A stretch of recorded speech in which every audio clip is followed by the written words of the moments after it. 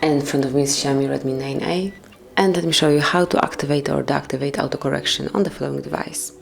First of all, you have to open the settings, then find and select additional settings, and here go to languages and input. Now go to the Manage Keyboards tab right here and click on Settings. Now select Text Correction, and if you'd like to activate autocorrection, just mark this switcher.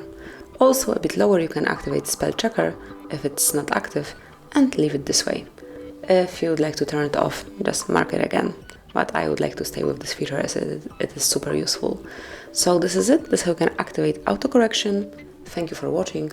Please subscribe our channel and leave the thumbs up.